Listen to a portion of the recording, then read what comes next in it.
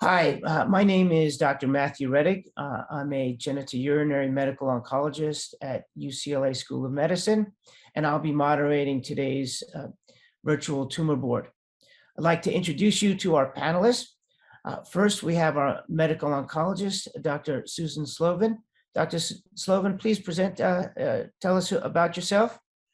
Thank you, Dr. Reddick. I work at Memorial Sloan Kettering Cancer Center in New York. I'm also a genitourinary medical oncologist whose focus has been on prostate cancer with a longstanding interest in prostate cancer immunotherapy and biologics. Thank you for having me. Hello, Dr. Pritesh Patel, Associate Professor of Radiation Oncology at Emory University, focusing on GU malignancies. My name is Jason Abel. I'm a surgeon, the chief of urologic oncology at the University of Wisconsin.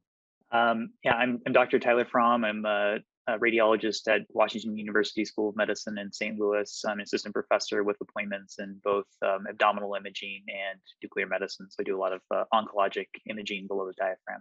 So this case is that of a 34-year-old male with a history of stage 2B non-seminomatous germ cell tumor of the right testicle, status post a right radical inguinal orchiectomy, adjuvant bleomycin etoposide and cisplatin BEP, and retroperitoneal lymph node dissection.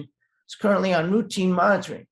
However, recently is found to have an elevated alpha fetoprotein AFP to 20.9 with stable imaging findings.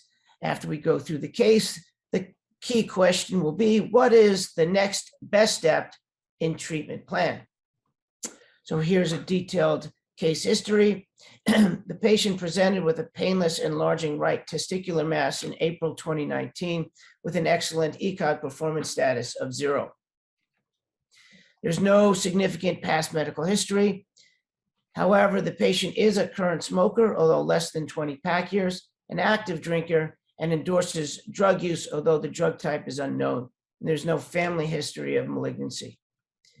In April of 2019, a right testicular ultrasound reveals an 8.4 by 4 by 5.6 centimeter partially cystic space-occupying lesion. CT of the abdomen and pelvis shows aortocaval lymph node. It's enlarged, measuring 2.6 by 1.2 centimeters, and 2 to 3 other small lymph nodes, all less than 6 millimeters. The labs are notable for an elevated AFP at 138.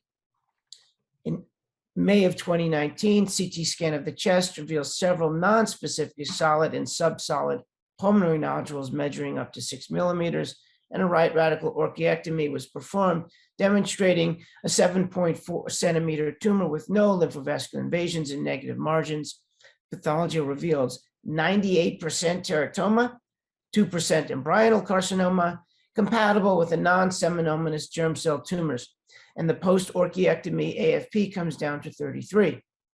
From June to August of 2019, the patient receives 3 cycles of adjuvant BEP. A CT scan of the abdomen and pelvis shows increase in the retroperitoneal lymphadenopathy despite adjuvant chemotherapy, and a retroperitoneal lymph node dissection is performed, demonstrating an 8.5 centimeter teratoma removed from the intra-aortocaval space and a 3.2 centimeter teratoma removed from the right internal iliac node, and a 5.1 centimeter teratoma removed from the common iliac node chain, and the AFP is 9.2. I'm going to pause there and ask Dr. Abel to comment on the findings of these pelvic lymph node involvement in a patient with a germ cell tumor, given that these are not in the classic landing zone of a testicular cancer. Sometimes during surgery, if you can call something one thing and 2 people would call something completely different, meaning I would call something iliac where somebody else would, maybe term it precaval or para-aortic. So there's some nomenclature issues. I do agree that having things in the right internal iliac and common iliac node chain is less likely, but I still think those are common landing sites. it's unclear. What we would want to see is a full bilateral RP-LND and complete removal in this patient. Yeah, thank you. And I just point out that in patients who've had previous abdominal surgery, that can alter the lymphatic drainage. So we do sometimes see these atypical sites of lymph node involvement. And it is possible that this patient had an orchiectomy as a child and doesn't even know that the surgery occurred. I have personally seen that. So it's always good to see if the patient has a scar in the inguinal area to suggest that the patient may have had a prior orchiectomy to bring down an undescended testicle. So in February of 2020, the patient has a CT scan of the chest, abdomen, pelvis, which shows sub-centimeter pulmonary nodules, but no evidence of new disease. We'll review that scan shortly. In August of 2020, the chest, abdomen, pelvis CAT scan shows lymphadenopathy anterior to the right psoas muscle and an AFP that's stable. In February of 21, a CT scan, the chest, abdomen, pelvis is done again, and there's been interval removal of a 1.5 centimeter teratoma anterior to the right psoas muscle. So the mass that was seen in the August 2020 scan was removed. That lesion was anterior to the psoas, and it is confirmed to be a teratoma. Moving on to February 21, there's no evidence of metastatic disease, but now the AFP has increased to 20.9, and it was previously 10, and the patient reports heavy drinking at the time of his labs. So we'll now turn to the CAT scans, and I'll ask Dr. Fromm to review those for us. Sure. So here we have 4 transaxial CT slices through the chest with a lung window with arrows nicely pointing out pulmonary nodules on both sides of the chest. So, these pulmonary nodules, some of them are peripheral in location. The top 2 rows there are kind of showing subpleural location for some of these nodules. And the on the lower set of images, those are kind of more in the middle of the parenchyma. So I think it's easy to sort of jump to the conclusion when you see pulmonary nodules and a patient has known cancer, especially perhaps a younger patient, that these are metastases. But just a comment that the presence of subcentimeter pulmonary nodules even in young patients is quite common, especially in certain parts of the country where endemic mycoses are quite prevalent. So this would be a case in which I would really think that perhaps the subpleural ones would be more likely to be something pre-existing and perhaps sequela of infection or inflammation. The other ones that would be sort of too small to biopsy, and you just sort of would need attention on subsequent imaging. In the case like this, it's worth asking patient if they just happen to have any imaging of their chest in the remote past, like maybe they had a chest CT because of a cough 5-10 years ago. We can get a hold of that and look at these nodules and confirm stability. Then that's really helpful in confirming benignity.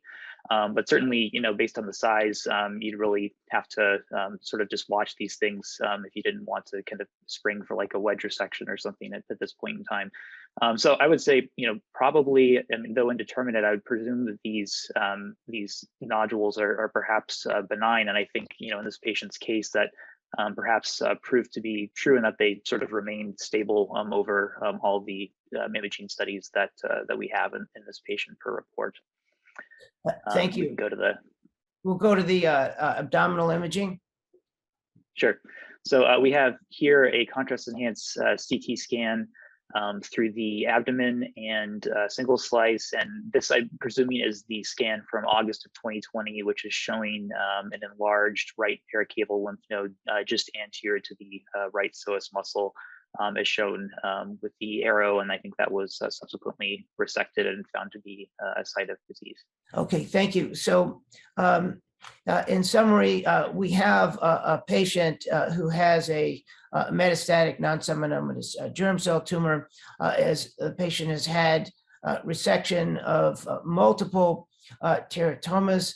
active germ cell tumor was not observed, just the teratoma.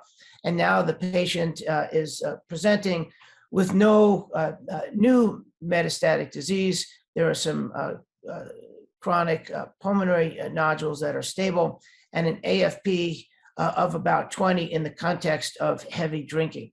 So I'll ask Dr. Slovin, our medical oncologist, to comment as to what would be the next best step in managing this patient. As you well know, this is a bit of a challenging patient, particularly when the person is entertaining a variety of different recreational salubrious medications, if you want to call it that. And this has been a major problem for a lot of our younger germ cell tumor patients, particularly since they tend on some occasions to smoke marijuana, which can affect the HCG level. And I think that we're probably dealing with something very similar with the alpha fetoprotein here. I would not make any decisions until I would put my foot down and literally tell this patient not to drink for at least a good 2 weeks before we had any other indications. What I had been initially thinking was this perhaps was an enlarging teratoma syndrome. That's a syndrome that was picked up in the 1980s, whereby all the markers were down, but the disease looked like it was getting worse. And there is a very high potential for teratomas to become malignant or transform into other tumors, if you will, or cancers like rhabdomyosarcoma and the like. So the first thing I would do is have a little sit down and discuss no alcohol, no recreational drugs that could possibly raise the alpha fetoprotein. If it turns out that this is not the case, then we're talking about probably a second line regimen such as Taxol, ifosfamide, and cisplatin.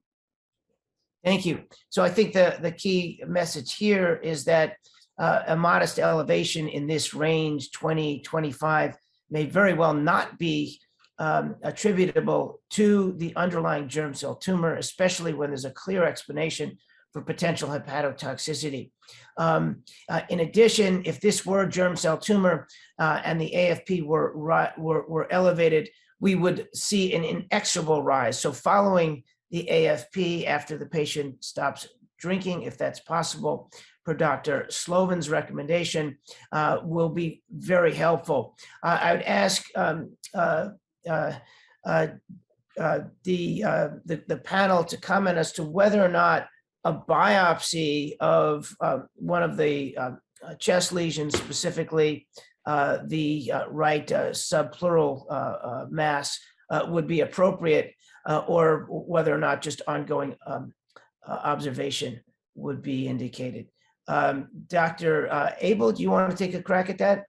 Yeah, thank you. So I completely agree about trying to hash out the cause of the AFP, because that's probably going to drive our treatment as far as next step. I do think that obtaining a biopsy is probably something that's relatively easy. I know we biopsy a lot of for kidney for really small masses, and sometimes it might drive the treatment. But I think observation is also very appropriate for this patient. Thank you. So I think in summary, we have a patient with a history of metastatic germ cell tumor who has teratoma that has clearly metastasized. Teratomas are managed with surgical resection. They're not chemotherapy responsive. And at this point, the patient has no evidence of progressive radiographic disease, and the AFP is stable. So we recommend counseling the patient on discontinuing alcohol and drug use, monitoring the AFP, as well as closely monitoring imaging.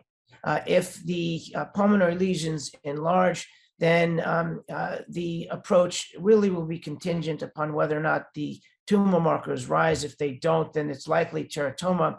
And then all resectable pulmonary disease should probably be addressed.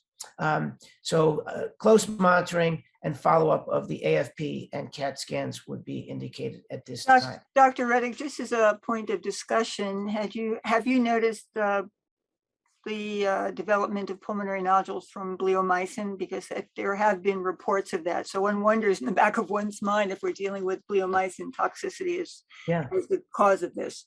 That's a great point. Bleomycin pulmonary toxicity can present in many ways, not only interstitial lung disease, but sort of can mimic METs, metastasis with cannonball lesions in the lungs. These typically occur while the patient is on therapy, rarely afterward. And I think in this patient's case, given the stability and chronicity of it, it is probably not related to the bleomycin. But I think Dr. Slovan raises a very good point in that radiographic changes in the lungs can mimic, due to bleomycin can mimic metastatic recurrence. So keep that in mind. Thank you. Yeah, I believe in this case, yeah, that the chest CT that showed the nodules was done before the patient received the adjuvant Yeah. EEP, but certainly a reasonable possibility to consider. Yeah, thanks, Dr. Fromm.